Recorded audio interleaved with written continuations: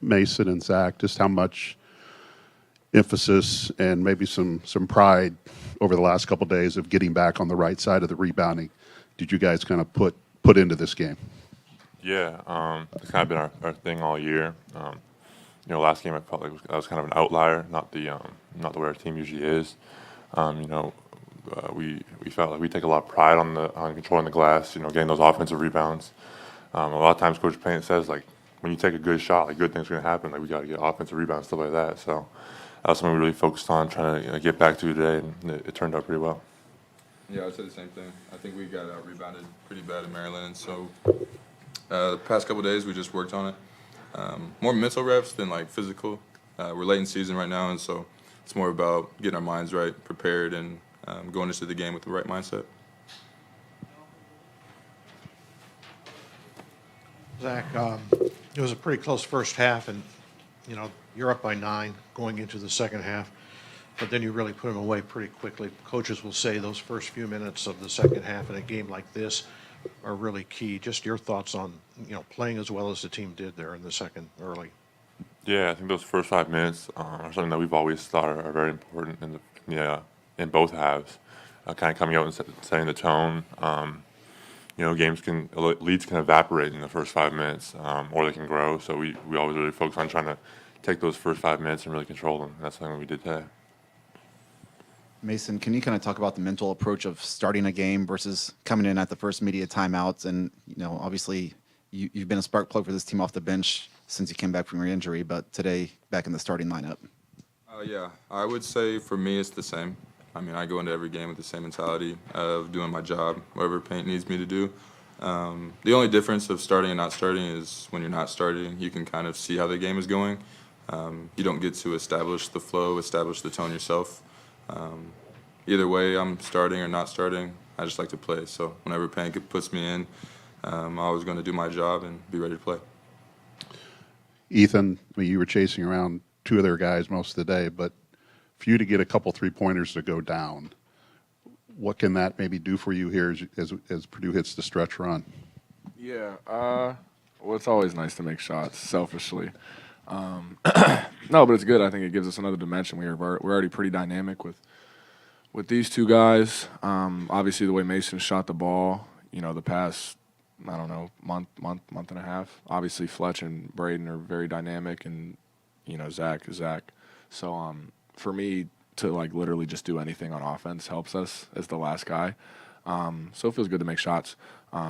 Just got to continue to be aggressive, cut down on the turnovers, and just make simple plays. A couple times in the second half, did a little bit too much. But yeah, I think it's great for us. Hopefully I can keep it going here. Mason, you guys got down 8-2, and you getting the free throw line kind of sparks things. You went to the line 6 times today. Was that something in your mind today to be more aggressive attacking the basket? I wouldn't necessarily say attacking the basket was my only mindset, just more of an aggressive mindset. If I was open on the 3, I would have taken those shots, but I felt like I had a lane to the rim a couple of times, and so I was just capitalizing on the opportunities I saw.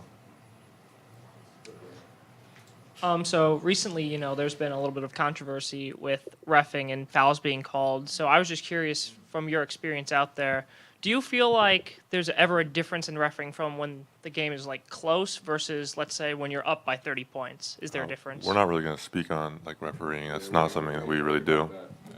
We just got to do our jobs. They ref, we play.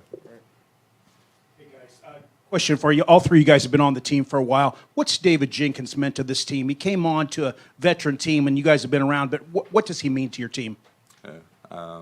He definitely brings laughter to the locker room. I would say if he's not number 1 funniest guy on the team, he's number 2.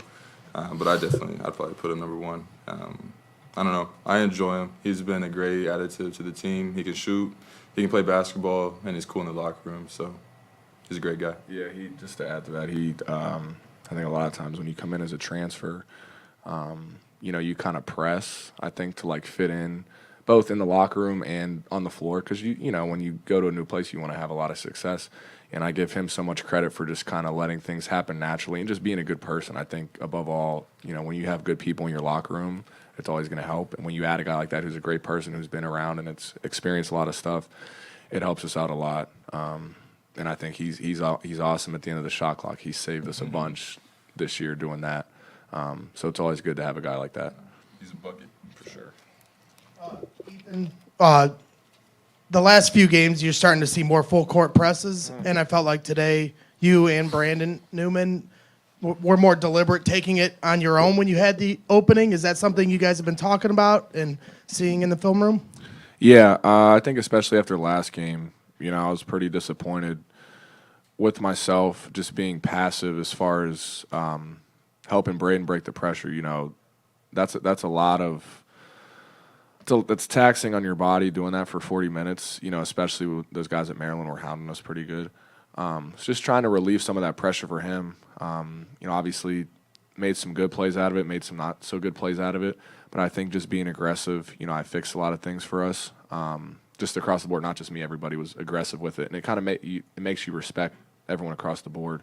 And especially, like them, that's not something they traditionally do.